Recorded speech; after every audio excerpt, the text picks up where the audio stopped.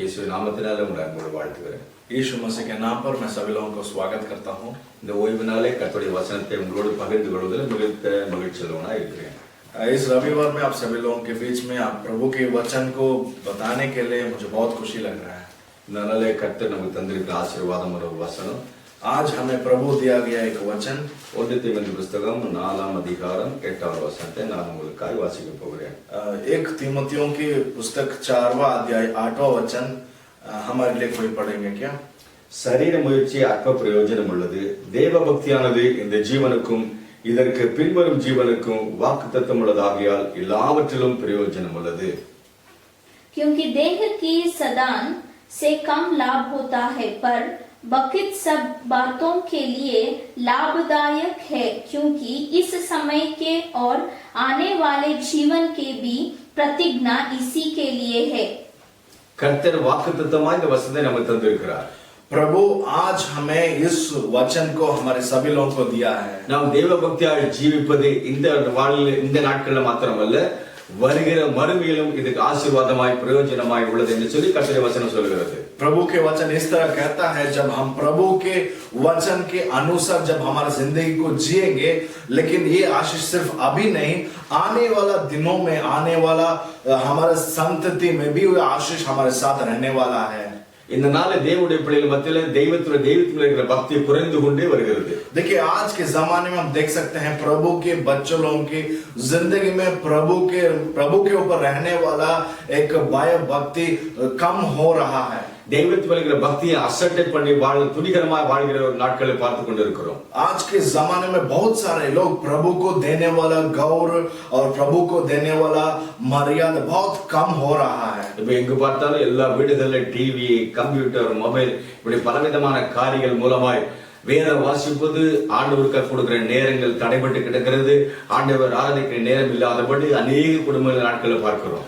आज के जमाने में हम देख सकते हैं हर एक घर में ये मोबाइल, टीवी, ये टेक्नोलॉजी सभी आने के बाद प्रभु को देने वाला समय, प्रभु की वचन पढ़ने का समय, प्रार्थना का समय बहुत कम हो गया है और प्रभु को देने वाला एक सब कुछ मिट गया है. சில ஒரு காரியம் தெய்வ பக்தியாய் வாழ்ந்து என்ன பிரயோஜனம், என் குடும்பத்தில் ஆசீர்வாதம் இல்லையே, பிள்ளைகளுக்கு திருமணமாகவில்லையே, என்னுடைய கண் பிரச்சனை மாறவில்லையே, பலவிதமான காரியங்களை சொல்லி தெய்வ பக்தியை விட்டு விலகி கொண்டிருக்கிற ஒரு கூட்டத்தை பார்க்கிறோம். और थोड़े लोग को हम देख सकते हैं, वो लोग ऐसे कहते हैं, क्या हम प्रभु से डर के हमें जिंदगी में क्या हो रहा है, प्रभु की वचन पढ़ने के बाद हमारी जिंदगी में आशीष नहीं देख पा रहे हैं, प्रभु की प्रार्थना करते समय प्रभु के पास हमें जिंदगी में आगे नहीं बढ़ पा रहे करके ऐसे बहुत सारे लोग प्रभु से दूर चले गए हैं. அநேகர் கேட்கிற கேள்வி தெய்வ பக்தியாய் வாழ்ந்து என்ன பிரயோஜனம் என்று கேட்கிறதை நம்ம கேள்விப்படுகிறோம். बहुत बार हमारे कान में पड़ा है और कान में सुने हैं, बहुत सारे लोग ऐसे बताए हैं कि हम प्रभु के अनुसार, प्रभु के वचन के अनुसार जिंदगी जीने से हमें क्या लाभ है, उससे हम क्या पाए हैं करके पूछते हैं. இந்த நாள்ல அநேகர் சோர்ந்து போயிருக்கலாம், ஆனா கர்த்தருடைய வசனம் இந்த நாளில் நமக்கு நேராக வருகிறது. எனக்கு தெய்வ பக்தியாய் நாம் ஜீவிக்கும் பொழுது இந்த ஜீவனுக்கு மாத்திரமல்ல, மறுமையிலும் இது பிரயோஜனம் உள்ளதா இருக்கிறது கர்த்தர் வாக்கு பண்ணுகிறார். देखिए प्रभु हमें इस वचन को अच्छी तरह से बताया है कि जब हम प्रभु के वचन के अनुसार जीने से सिर्फ अभी नहीं, ये आशीष आने वाला तलांतर को भी बड़ा सा आशीष होने वाला है. இந்த நாள் தோல்வியாய் தோன்றுகிற எல்லாம் ஒரு நாள் ஜெயமாய் மாறும். आज हमारे आंखों में देख सकते हैं जो कुछ गिरा है, जो कुछ हमारी जिंदगी में पाए नहीं, आने वाला दिन में जरूर पाने वाले हैं. தீமையான நாட்களை சந்தித்துக் கொண்டிருந்த நமக்கு தேவன் நன்மையாய் மாற்றி தருவார். हमारे जिंदगी बहुत सारे जिंदगी में दुर्घटना होगा या दुखी पहुंचा हुआ एक समाचार मिला होगा, लेकिन आने वाले दिन में वैसे खुशी और विजय की एक समाचार सुनने वाले हैं. நம்முடைய வாழ்க்கையில தீமையாய் தோன்றிய எல்லாவற்றையும் கர்த்தர் நன்மையாய் மாற்றுவார். जो कुछ हमें जिंदगी में गलत हो गया है, प्रभु एक अच्छे के लिए बहुत किया है. தேவனிடத்தில் அன்பு கூறுவர்களுக்கு சகலம் நன்மைக்காகவே நடக்கும் என்று கர்த்தருடைய वचन சொல்கிறது. प्रभु की वचन इस तरह कहता है, जो लोग प्रभु से प्यार करते हैं उनको जिंदगी में सब कुछ अच्छे के लिए चल रहा है. இந்த நாட்கள் இந்த உலகத்தில் இந்த கம்பெனிகளை பார்க்கும் பொழுது வருட கடைசியில இது நம்முடைய கம்பெனி நடத்தின் மூலமாய் நமக்கு என்ன லாபம், என்ன ஆதாயம் என்று சில கணக்கு பார்க்கிறது உண்டு. देखिए हम इस संसार में देखने से एक कंपनी को चलाने वाला कहता है, साल के अंत में देख सकते हैं कि वो देखता है क्या मेरे कंपनी में कितना लाभ आया है, मैं कितना कमाया हूं, देखता है। இந்த உலகத்தில் இருக்கிற ஆதாயங்கள் மாத்திரம் அவங்களை ஆலோசிக்கிறார்களே தவிர அப்படிப்பட்ட வாழ்க்கையில நாம் அல்ல, நமக்கு आशीर्वादங்கள் மறுமையில் உண்டாகும் என்று கர்த்தருடைய வசனம் சொல்கிறது। देखिए इस जिंदगी, इस संसार में जीने वाले हम भी लोगों के जैसे, संसार के लोगों के जैसे हमें क्या लाभ है, सिर्फ वो लाभ नहीं देखना नहीं चाहिए, लेकिन प्रभु ने हमें वरदान किया है कि वाग्दान किया है, सिर्फ ये दिन नहीं, आने वाला दिनों में आपके तलांतर में भी आप जरूर आशीष पाने वाले हैं। இங்க தெய்வ பக்தியாய் வாழ்ந்து என்ன பிரயோஜனம் என்று கேட்கிற இந்த நாட்களிலே ஒரு தேவனுடைய மனுஷன் தெய்வ பக்தியாய் வாழ்ந்ததான அப்படிப்பட்ட மனிதர்களை அந்த தலைவர்களை அவன் ஆராய்ந்த பொழுது இப்படியாக சொல்லுகிறார்। देखिए ऐसे बहुत सारे प्रश्न पूछने के बाद एक व्यक्ति ने उसने एक अच्छा सा उत्तर दिया और बोला कि बहुत सारे लोग जिंदगी में जिए हैं, उनके बारे में बताऊंगा, सर सुन लो करके बताया था। அமெரிக்க தேசத்துல தெய்வத்துக்காய் உண்மையாய் நீதியாய் பயபக்தியோடு ஜீவித்த அவருடைய சந்ததியை பார்க்கும் பொழுது, அவனுக்கு 4ஆம் 5ஆம் தலைமுறையை பார்க்கும் பொழுது எல்லாரும் ஆசீர்வதிக்கப்பட்டவர்களாய், அறிவாளிகளாய், புத்திசாலிகள், டாக்டராய், இன்ஜினியராய், தெய்வருக்கு ஊழியர்களாய் இருக்கிற அந்த சந்ததி குறித்து எழுதி வைத்திருக்கிறார்। देखिए उसने वो बुक में ऐसे लिखा था कि उसने बोला प्रभु से डर के, प्रभु के वचन के अनुसार जो आदमी जिया था, उसका जिंदगी नहीं, उसका 1 नहीं 2 नहीं 4वां 5वां तलांतर, उसको उनके बच्चों के बच्चों सभी एक उन्नत स्थान में थे, आशीष से जिंदगी जी रहे थे करके उसने बता रहा था। தெய்வ பயம் இல்லாதபடி, கர்த்தருக்கு பயப்படாதபடி ஜீவித்த அவருடைய 3ஆம் 4ஆம் தலைமுறை அவங்களுக்கு ஆராய்ந்து பார்த்த பொழுது அவருடைய சந்ததிகள் சபிக்கப்பட்ட சந்ததியாய், திருடர்களாய், கொள்ளைக்காரர்களாயும் கொள்ளைக்காரனாய் இருக்கிறதை அந்த தேவனுடைய மனிதனை சொல்லி இருக்கிறார்। देखिए उसने ऐसे कहा है कि जो आदमी प्रभु से नहीं डरता है, जो आदमी वचन के विरोध अपने जिंदगी को जीता है, उनके जिंदगी नहीं, उनके तलांतर भी सर्वनाश हो गया है, मिट गए हैं, कोई भी जिंदा नहीं है। இந்த வார்த்தை கேட்கிற தேவனுடைய பிள்ளையை நாம் தெய்வ பயத்தோடு கர்த்தருக்கு பயந்து ஜீவிக்கும் பொழுது நம்முடைய தலைமையில் ஆசீர்வதிக்கப்படும் என்பதை நீங்க மறந்து போக வேண்டாம்। देखिए मेरे प्रिय भाइयों बहनों, एक जिंदगी में एक बात मत भूलिए कि वचन ने कह दिया है, प्रभु ने इस वचन में लिख के रखा है और हमें देखे कह रहा है कि आज कि जब आप इस वचन के अनुसार जिएंगे, जब आप प्रभु से डर के अपने जिंदगी को बिताएंगे, जरूर सिर्फ आज के जमाने मत देखिए, आपका तलांतर भी आशीष से रहने वाला आप आंखों से देख सकते हैं। இங்க கர்த்தருடைய வசனம் உபாகம புத்தகம் 4ஆம் அதிகாரம் 40வது வசனம் இப்படியாக சொல்லுகிறது, நீயும் உன் பின்வரும் உன் பிள்ளைகளும் நன்றாயிருக்கும்படிக்கு உன் தேவனாகிய கர்த்தர் உனக்கு என்றென்றைக்கு கொடுக்கிற தேசத்திலே நீ நீடித்த நாளாய் இருக்கும்படிக்கு நான் இன்று உனக்கு கற்பிக்கிற அவருடைய கட்டளைகளையும் அவருடைய கற்பனைகளையும் கைக்கொள்ள கடவாய் என்றார்। देखिए ये व्यवस्थित विवरण के पुस्तक 4वां अध्याय 40 वचन को कोई हमारे लिए पढ़ सकते हैं क्या? और तू उसकी विधियों और आज्ञाओं को जो मैं आज तुझे सुनाता हूँ मानना, इसलिए कि तेरा और तेरे पीछे तेरे वंश का भी भलाई हो, और जो देश तेरा परमेश्वर यहोवा तुझे देता है उसमें तेरे दिन बहुत वरन सदा के लिए हो।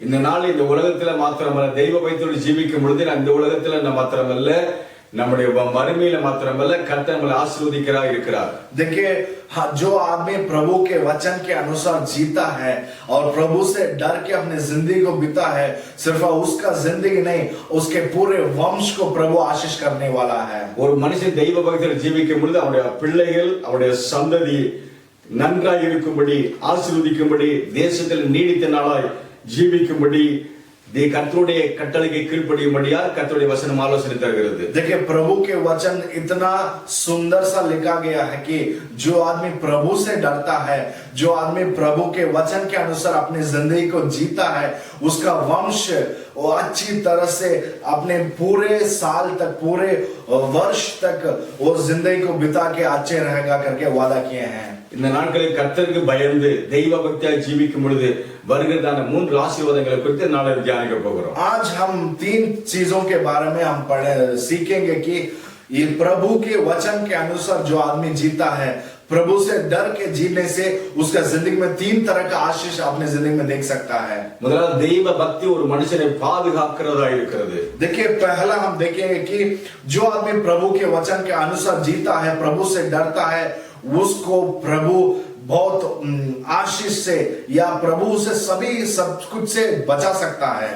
கர்த்தர் பக்தி உள்ளவனை தனக்காக தெரிந்து கொள்கிறார் என்று வேதவசனம் சொல்கிறது. प्रभु के वचन इस तरह कहता है, जो आदमी प्रभु से डरता है, वचन के अनुसार जीता है, उसको अपने लिए प्रभु चुन लिया है। கர்த்தருடைய தூதனை சுற்றி பாளை மறிங்க அவளை பாதுகாக்கிற என்று வசனம் சொல்கிறது. प्रभु के वचन इस तरह भी लिखा गया है कि जो आदमी प्रभु से डर के अपने जिंदगी वचन के अनुसार जीते समय परलोक में रहने वाला देवदूत अपने पूरे परिवार को देखेंगे और बचाएंगे करके। தெய்வ பக்தியோடு ஜீவிக்கும் பொழுது நமக்கு விசேஷமான பாதுகாவலை கர்த்தர் நமக்கு தருகிறார். जो आदमी प्रभु के वचन के अनुसार जी सकता है, अपने प्रभु से डर के जीते समय प्रभु हर वक्त हर समय उसे हर कठिनाई से मुश्किल से बचाता है। சோதோம் பட்டணத்தை பார்க்கும் பொழுது அந்த பட்டணத்துடைய பாவம் பெருகி ஆண்டவர் துக்கப்படுகிற சூழ்நிலை வந்தது. அந்த பட்டத்தை அழிக்கும்படியா தேவன் இறங்கி வருகிறார். देखिए जब सोदोम कुमारा करके एक गांव था, उस गांव में पूरे पाप से भरने के बाद प्रभु उसने आग से मिटाने के लिए निर्णय लेने के बाद उस समय देवदूत आके उस परिवार को बचा लिए थे। அங்க லோத்து மாத்திரம் தெய்வத்துக்கு பயந்தவனா இருந்தபடினாலே அந்த லோத்துடைய பயபக்தி நிமித்தம் அந்த முழு குடும்பமும் பாதுகாக்கப்பட்டது.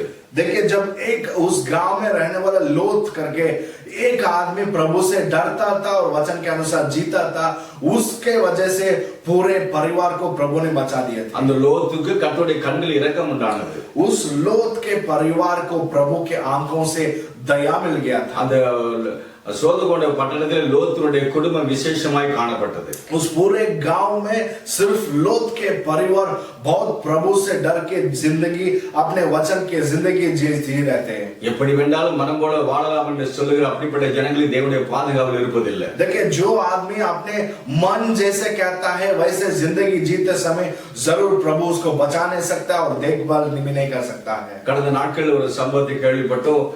போபால விஷவாயினால அநேக ஜனங்கள் மரித்து போகிற பொழுது ஒரு மனித ஒரு கர்த்தருடைய பிள்ளை சாட்சியாக சொல்லுகிறான், எப்பொழுது எங்கள் ஜன்னல் திறந்திருக்கு தூங்கும் பொழுது, ஆனா அந்த இரவு மாத்திரம் ஏதோ காரணத்தினால ஜன்னலை அடைத்து வைத்தபடினாலே காலை எழும்பும் பொழுது அந்த பயங்கர ஆபத்திற்கு என் குடும்பம் தப்பிக்கப்பட்டது என்று சொல்லி இந்த தேவனுடைய மன சாட்சியாக சொல்லுகிறான். हम बहुत सालों के पहले हम ये पत्रिका में पढ़े होंगे और टीवी में सुने होंगे कि भोपाल में एक गैस के मुकांतर बहुत सारे लोग मर गए थे, लेकिन उसके गांव में एक परिवार एक अच्छा सा साक्षी बोले कि बहुत दिन हमारे घर में हम रात में सोते समय खिड़की खोल के हम सो रहे थे, लेकिन अचानक उस रात हम खिड़की को बंद करके सो गए थे। फिर दोबारा हम सुबह उठ के देखने के बाद उस बहुत सारे लोग मर गए हैं, लेकिन मेरा परिवार मेरे घर वाले प्रभु हमें बचा दिया था करके साक्षी बताए थे। அந்த தேவனுடைய பிள்ளைகளுக்கு கர்த்தர் இந்த விசேஷித்த பாதுகாவலை தருகிறார் என்று அறிந்து கொள்ள முடியும். जो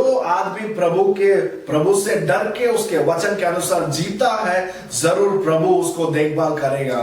இந்த நாட்டில் இருக்கிற சூழலை கண்டு தெய்வ பக்தியாய் வாழ்ந்து என்ன பிரயோஜனம் என்று கேள்வி கேட்கிற அருமையான சகோதரனே சகோதரியே, இந்த நாளிலே நாம் விசேஷம் என்பதை நாம் அறிந்து கொள்ள வேண்டும். देखिए इस समय इस मरण का रोग के बीच में ये डरते इस समय पर हम सोचे होंगे और बोले होंगे कि प्रभु से डर के हमें क्या फायदा है, वचन के अनुसार जिंदगी जीने से हमें क्या लाभ है।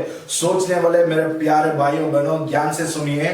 நாம் யார் என்பதை அறியாது இருக்கிறோம். கர்த்தருடைய வசனம் நமக்கு தெளிவாய் சொல்லுகிறது. நம்ம யார் என்பதை வசனம் நமக்கு தெரிவிக்கிறது. देखिए बहुत बार हम बोले होंगे कि हम कौन है, लेकिन प्रभु के वचन हमें कह रहा है आप कौन है करके।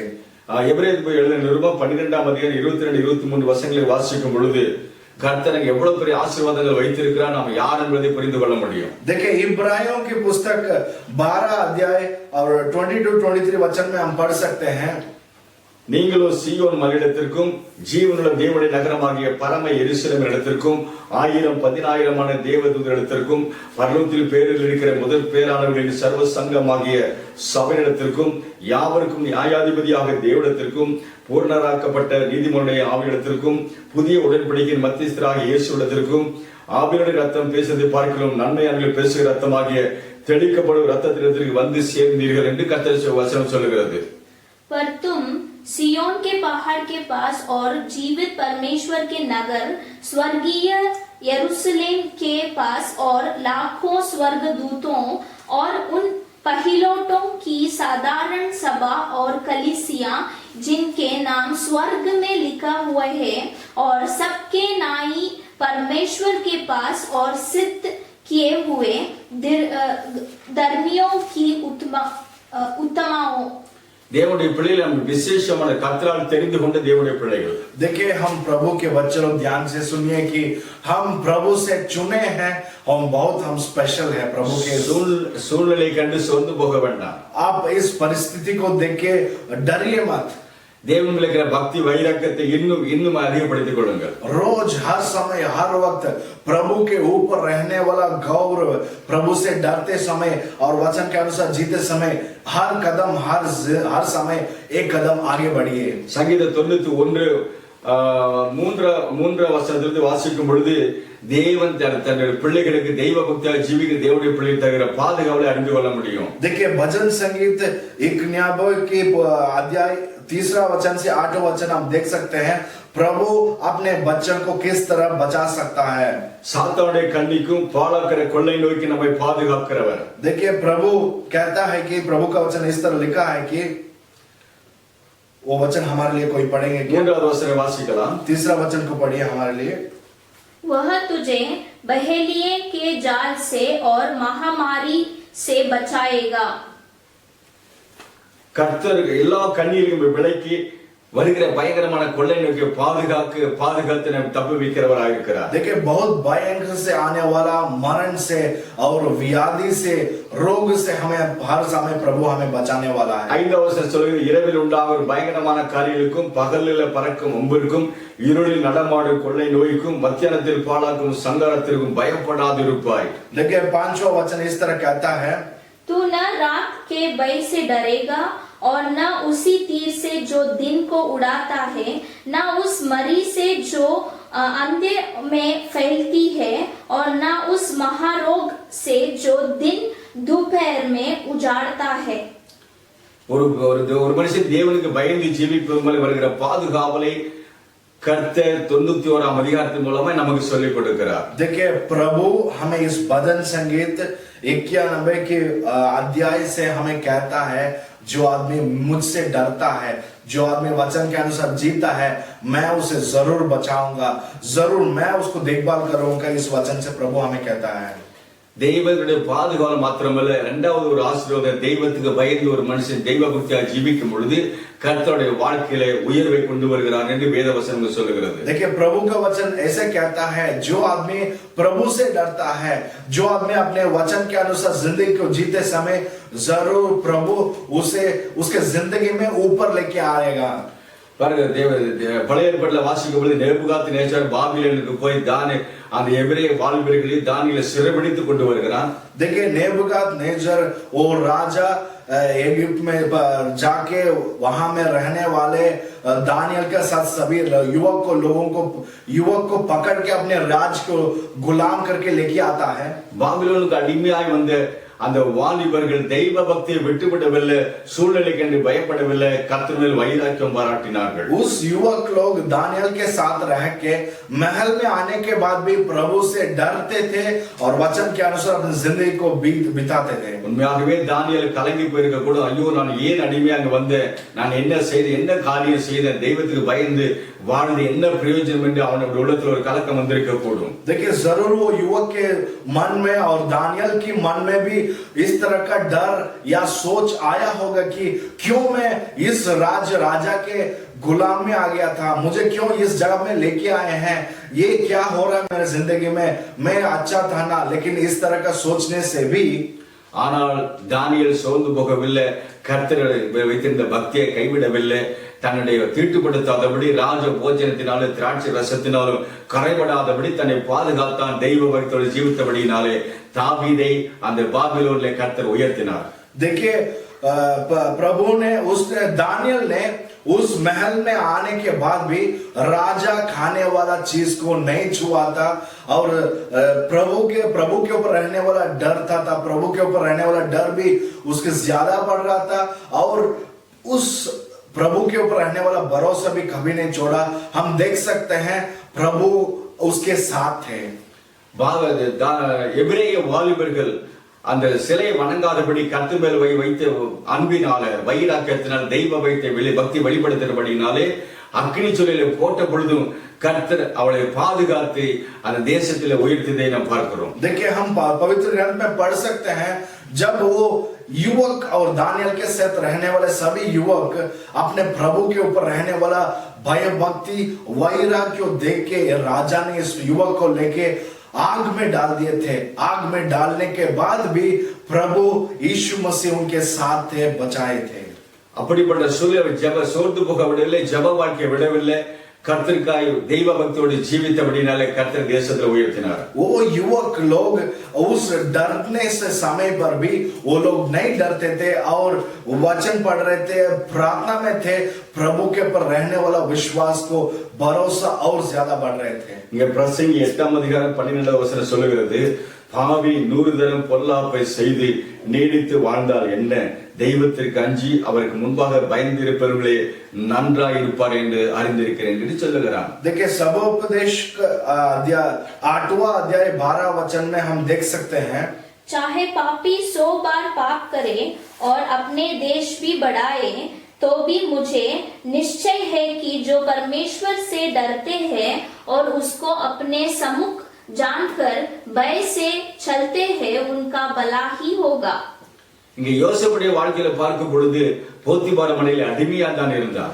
देखिए हम देख सकते हैं योसेफ के जिंदगी में भी योसेफ भी वो महल में पोतीफर के घर में एक गुलाम था। அவருடைய பரிசுத்த வாழ்க்கைக்காக பிரச்சனை வரும் பொழுது கூட தெய்வத்து மேல் இருந்த பக்தியினாலே அவன் பரிசுத்தத்தை பாதுகாத்து கொண்டா, அதற்காக அவன் சிறை வாசம் அனுபவிக்கிறதை பார்த்தோம்। देखिए हम देख सकते हैं वो प्रभु के ऊपर रहने वाला डर से अपने जिंदगी को परिशुद्ध रखने के लिए अब उसने पाप से दूर भागा और 13 इयर्स 13 साल उसने जेल की खाना खा के अपने जिंदगी को बिताना हुआ था। ஆனால் அந்த நேரத்தில் சோர்ந்து போய் கூட ஐயோ நான் என்ன பாவம் செய்தேன், தெய்வ பக்தியால் ஜீவித்தேன், என்ன பிரயோஜனம், ஆண்டவனை கைவிட்டு விட்டார் என்று அவன் கலங்கி போயிருக்க கூடும்। देखिए बहुत बार वो सोचा होगा और रोना उसके जिंदगी में बहुत दुखी पहुंचा होगा कि क्यों मैं प्रभु इतना परिशुद्ध था लेकिन फिर भी इस तरह का कष्ट में अनुभव कर रहा हूं करके सोचा होगा। ஆனா கர்த்தர் அவனை கைவிடவில்லை, கர்த்தர் மேல் இருந்த பயபக்தி நிமித்தம் கர்த்தர் இந்த தேசத்தில் உயர்த்தின யோசேப்பை கர்த்தர் உயர்த்தினார்। लेकिन जब तक इसने प्रभु से डरता था और जिंदगी परिशुद्ध रखने के कारण प्रभु उसी जगह पर योसेफ को प्रभु ने ऊपर लेके गया था।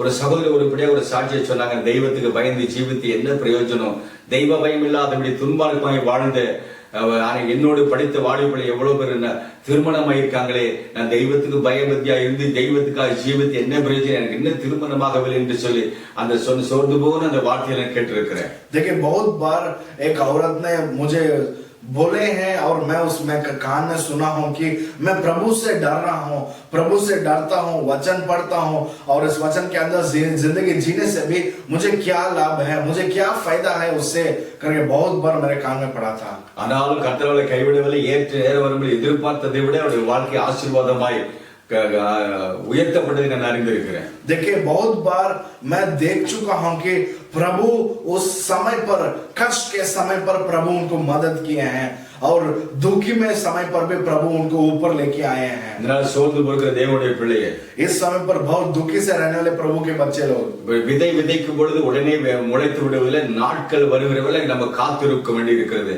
அப்படியே நம்முடைய வாழ்க்கையில கர்த்தர் கிரியை செய்கிறவர்களே காத்திருக்கும் பொழுது கர்த்தர் நம்மை உயர்த்துவார்। देखिए हम जब इस संसार में एक छोटा सा बीज डालते ही मिट्टी के अंदर, तुरंत हमें पौधा आके फल या फूल नहीं मिलने वाला है। ऐसे ही हमें रुकना पड़ेगा थोड़ा दिन के लिए, थोड़ा साल के लिए। ऐसे ही जब प्रभु हमें प्रार्थना करने के बाद प्रयत्न करने के बाद, प्रभु के लिए जीने की जिंदगी जीने के बाद हमें थोड़ा साल रुकना पड़ेगा, जब तक प्रभु अपने जिंदगी में आशीष करते समय या विजय देते समय हम प्रभु के लिए रुकना पड़ेगा। ஒரு தேவனுடைய பிள்ளை தெய்வ பக்தியோடு ஜீவிக்கும் பொழுது, கர்த்தரை பயந்து ஜீவிக்கும் பொழுது, கர்த்தர் அவனையும் அவன் குடும்பத்தை கர்த்தர் பாதுகாக்கிறார்। जब प्रभु के डर के जीते समय, अपने जिंदगी इस वचन के अनुसार जीते समय, प्रभु उसके जिंदगी में आशीष करने वाला है और उसके जिंदगी में और ऊपर या आगे लेके आने वाला है। ஒரு தேவனுடைய பிள்ளை தெய்வ பக்தியோடு ஜீவிக்கும் பொழுது, வசனத்துக்கு நடுங்கி ஜீவிக்கும் பொழுது, கர்த்தர் அவனுடைய குடும்பத்தையும் அவனுடைய சந்ததியை கர்த்தர் உயர்த்துகிறார்। देखिए, जब एक प्रभु के बच्चे लोग प्रभु से डर के इस वचन के अनुसार अपने जिंदगी को जीते समय, उसको नहीं सिर्फ उसके पूरे परिवार को आशीष करके, उसके वंश को प्रभु आशीष करके ऊपर या आगे लेके आने वाला हम देख सकते हैं। அது மாத்திரமல்ல, தெய்வத்துக்கு பயந்து ஜீவிக்கும் பொழுது மூன்றாவது கர்த்தர் ஒரு ஆசீர்வாதம் அவனை கர்த்தர் விருத்தியாக்குகிறார் என்று சிலர் அறிந்து கொள்ள முடியும்। ஏசாயா 65 அதிகாரம் 21-22 வசனங்களை வாசிக்கும் பொழுது அறிந்து கொள்ள முடியும்। देखिए, हम तीसरा चीज हम देख सकते हैं, जब प्रभु के डर के इस वचन के अनुसार जीते समय प्रभु इस ऐसा पुस्तक में पढ़ सकते हैं, यशायाह की पुस्तक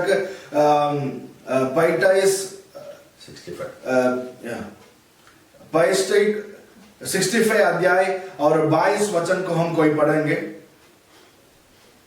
वे घर बनाकर उनमें बेचेंगे और वे दाख की बारियां लगाकर उनका फल खाएंगे।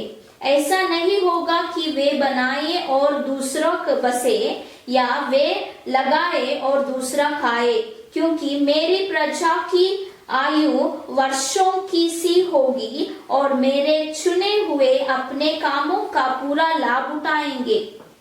ஒரு மனுஷன் தெய்வத்துக்கு பயந்து ஜீவிக்கும் பொழுது கர்த்தர் அவனை வர்த்திக்க பண்ணுகிறார், விருத்தியாக பண்ணுகிறார்। அவன் கர்த்தருடைய வசனம் தெளிவாய் சொல்லி இருக்கிறது, அவளை கட்டுகிறதும் வேறொரு குடியிருக்கிறதும் அவளை நாட்டுகிறதும் வேறொரு கண்ணீர் பூசிக்கிறதுமா இருப்பதில்லை। ஏனெனில் விருட்சத்தின் நாட்களை போல என் ஜனத்தின் நாட்கள் இருக்கும்। நான் தெரிந்து கொண்டவர்கள் தங்கள் கைகளின் கிரியைகளை நெடுநாளை அனுபவிப்பார்கள்। அவர்கள் விருதாவாக உழைப்பதில்லை, அவர் துன்பம் உண்டாக பிள்ளைகளை பெறுவதுமில்லை। அவர்களும் அவருடைய கூட அவர்கள் சந்தானம் கர்த்தராலே ஆசீர்வதிக்கப்பட்ட சந்ததியாய் இருப்பார்கள் கர்த்தருடைய வசனம் சொல்லுகிறது। ஒரு தெய்வத்துக்கு பயந்து ஒரு மனுஷன் ஜீவிக்கும் பொழுது, जब एक प्रभु से डर के जिंदगी जीते समय, தெய்வ பக்தி விடாதபடி வைராக்கியம் பாராட்டும் பொழுது, जो आदमी प्रभु से डर के प्रभु के रास्ते में चलने वाला व्यक्ति, அவன் கைகளுக்கு பிரயாசத்தை சாப்பிடுகிறான்। वो अपने हाथों से अपने मेहनत से कमाने वाला सभी कमाइयों को वही अपने आप खाता है। ஒரு விருட்சம் வளர்ந்து கனி கொடுக்கிறது போல அவனுடைய ஆசீர்வாதங்கள் அப்படி பெருக போகிறதாம்। जैसे एक वृक्ष, एक पेड़ या पौधा बड़े होने के बाद फल और फूल देता है, ऐसे ही अपने जिंदगी में आगे बढ़ के बहुत सारे लोगों को आशीष लेके आ सकता है। இந்த நாட்கள் சோர்ந்து போயிருக்கிற தேவனுடைய பிள்ளையே, தெய்வத்துக்காய் பயந்து ஜீவித்த எந்த பிரயோஜனம், ஆசீர்வாதம் இல்லையே, நன்மை இல்லை என்று ஆலோசித்து யோசனையோடு இருக்கிற தேவனுடைய பிள்ளையை கர்த்தருடைய வசனம் சொல்கிறது। देखिए, आज तक आप सुने होंगे, अपने जिंदगी में महसूस किए होंगे कि क्या मैं प्रभु से डरता हूं, वचन के अनुसार जीता हूं, लेकिन फिर भी मेरे जिंदगी में किसी तरह का आशीष या किसी तरह का प्रोग्रेस या इंप्रूवमेंट हम नहीं देख पा रहे हैं करके सोचने वाले ज्ञान से सुनिए। சங்கீதம் 91:16 வாசித்தபடி, நீடித்த நாட்களாய் அவர்களை நம்மை திருப்தியாக்கி அவருடைய ரட்சிப்பை நமக்கு கொடுப்பேன் என்று கர்த்தர் வாக்கு பண்ணியிருக்கிறார்। देखिए, भजन संगीत 91 के अध्याय और 15 वचन में हम देख सकते हैं, जब वह मुझे को पुकारे तब मैं उसकी सुनूंगा, संकट में है उसके संग रहूंगा, मैं उसको बचाकर उसकी महिमा बढ़ाऊंगा। ஒரு தேவனுடைய பிள்ளை தெய்வத்துக்கு பயந்து ஜெபிக்கும் பொழுது கர்த்தர் அவனை பெருக பண்ணுகிறார், वर्तिका பண்ணுகிறார்। देखिए, जब एक आदमी प्रभु से डरता है और वचन के अनुसार जीते समय उसके जिंदगी में प्रभु बड़ा सा आशीष लेके आने वाला है। ஒரு தெய்வ பிள்ளை இந்த கர்த்தருக்கு பயபக்தியாக இருக்கும் பொழுது கர்த்தர் அவனையும் அவனுடைய சந்ததி கர்த்தர் உயர்த்துகிறார் இருக்கிறார்। देखिए, जो प्रभु के अनुसार जीते समय उसको और उसके वंश को प्रभु आशीष करने वाला है। ஒரு தேவனுடைய மனுஷன் அவருடைய குடும்ப தெய்வ பக்தியோடு காணப்படும் பொழுது கர்த்தர் அந்த அவர்களின் குடும்பத்தை பாதுகாக்கிறவராக இருக்கிறார். देखिए पहला हम देखे हैं जो आदमी प्रभु से डर के वचन के अनुसार जीते समय उसको सिर्फ नहीं उसके पूरे परिवार को प्रभु देखभाल करने वाला है. எப்படிப்பட்ட சூழ்நிலை இருந்தாலும் आप कैसे भी हो सकते हैं, அந்த சூழ்நிலை கர்த்தர் மாற்றி उस सभी तरह का परिस्थिति को प्रभु बदल के, பலவிதமான சூழ்நிலை வந்திருந்தாலும் आप बहुत सारा तरीके में या जिंदगी में आए होंगे, பயத்தோடு ஜீவித்துக் கொண்டிருந்தாலும் डर के अपने जिंदगी बिताने वाले हैं, எல்லா தீமையிலும் கர்த்தர் நம்மை விலக்கி लेकिन आज सभी तरह का दुष्ट से प्रभु हमें बचा के, எல்லா தீமைக்கு கர்த்தர் நம்மை பாதுகாத்து सभी दुष्ट और नष्ट से हमें बचा के, இந்த உலக ஜனங்களுக்கு முன்னதாக நம்மை நம்முடைய குடும்பத்தை உயர்த்தி इस पूरे लोगों के सामने प्रभु हमें बचा के ऊपर लेके आने वाले हैं. குடும்பத்தை வர்த்திக்க பண்ண விருத்தியாக்க அவர் வல்லமையுள்ள தேவன். आपके परिवार को आपको आशीष करके अभिरुद्ध करने वाला हमारे प्रभु है. யோசுவா 1:8 வாசிக்கிறபடி योशुआ 1:8 वचन में हम जैसे पढ़ते இந்த हैं, நியாய பிரமாணத்தின் புஸ்தகம் வாயை விட்டு நீங்காதபடி इस न्याय प्रमाण हमारे मुंह से, என்று இதில் எழுதியிருக்கிறபடி செய்ய நாம் கவனமாயிருக்க இருந்தால் इस जैसे लिखा है ऐसे हमारे जिंदगी में करना चाहिए. இந்த வசனத்தை இரவும் போலும் தியானிக்கும் பொழுது इस वचन को रात और दिन पढ़ते समय நம்முடைய காரியங்களை கர்த்தர் வாய்க்க பண்ணுவார். हमारे जिंदगी में जो कुछ चाहिए वो पूरा करने वाला है. எப்பொழுதும் நம்ம புத்திமானாய் நடந்து கொள்ள கர்த்தர் உதவி செய்வார். हर बार हर समय ज्ञान से जिंदगी जीने के लिए प्रभु हमें जरूर मदद करने वाला है. ஒரு நாளும் ஆண்டவருடைய முறுமுறுக்க கூடாது. एक दिन भी प्रभु से गुस्सा मत होइए. இவன பக்தியாய் வாழ்ந்து என்ன பிரயோஜனம்? अरे मैं बहुत प्रभु से डर रहा हूँ लेकिन आज भी क्यों ऐसे है मेरा? எனக்கு ஏன் இவ்வளவு பிரச்சனை உபத்திரவங்க? सिर्फ मेरे जिंदगी में ही क्यों इस तरह का बीमारी है? ஒரு நாள் சோர்ந்து போக கூடாது. एक दिन भी प्रभु से गुस्सा मत होइए. இந்த நாட்கள் கர்த்தருடைய வசனம் தெளிவாய் சொல்லி இருக்கிறது. प्रभु के वचन बहुत आसानी से कह दिया है. இந்த ஜீவனுக்கு மாத்திரமல்ல, सिर्फ आप आंखों से देखने वाला ये जिंदगी सिर्फ नहीं है, மறுமையிலும் கர்த்தர் நம்ம ஆசீர்வாதமாய் மாற்றுவார். आने वाला वर्ष में आने वाला सालों में भी आशीष होने आने वाला है. தெய்வத்தினுடைய பக்தியாய் வாழ்வதனால ஒரு நாள் நமக்கு வீணாவதில்லை. देखिए जो आदमी प्रभु से डरता है एक दिन भी व्यर्थ नहीं होने वाला है. கர்த்தர் பிரயோஜனத்தை மாற்றுவார். जरूर प्रभु इसका आपको जरूर आशीष लेके आने वाला है. இந்த வசனம் நம்முடைய வாழ்க்கையில பழிக்கும்படி इस वचन आपके जिंदगी में ऐसे पूरा होने के இந்த लिए வசனத்தை ஒப்பு கொடுத்து ஜெபிக்க போகிறோம். इस वचन को आप समर्पित करके प्रार्थना करेंगे क्या? ஆண்டவரே பக்தியாய் ஜீவிக்க உதவி செய்யுங்க. प्रभु आपसे और ज्यादा डर के जिंदगी जीने के लिए मदद कीजिए. கர்த்தர் என்னைய என் குடும்பத்தை பாதுகாக்க உத்தரவாதம் சொல்லி பண்ணுகிறீர். प्रभु मुझे और मेरे परिवार को बचाने के लिए मैं धन्यवाद करता हूँ. प्रभु என்னை உயர்த்த நீ வாக்கு பண்ணுகிறீர். प्रभु मुझे जिंदगी में आगे लेके आने के लिए आप तैयारी हो गए हैं. धन्यवाद प्रभु. என் குடும்பத்தை வர்த்திக்க பண்ண உத்தரவாதம் பண்ணுகிறீர். मेरे परिवार को अविरुद्ध होने के लिए आप तैयारी हो गए हैं. धन्यवाद प्रभु. சூழ்நிலையை பார்க்காதபடி हम इस परिस्थिति को मत देखिए. ஜீவனுள்ள நாள் வரை जिंदगी जब तक आप जिंदगी में जी रहे हैं வசனத்தின்படி ஜீவி आपके वचन के अनुसार जीने के लिए ஒப்பு கொடுக்கிறேன். मैं अपने आप समर्पित करता हूँ. प्रभु ஆசீர்வாதியும் प्रभु हमें आशीष कर. प्रभु இயேசுவின் நாமத்தில் பிதாவே, यीशु मसीह के नाम पर मैं प्रार्थना करता हूँ. ஆமென். आमेन. கர்த்தர் ஒவ்வொருவரும் ஆசீர்வதிப்பார். ये वचन के द्वारा ये सभी लोगों को प्रभु आशीष करे.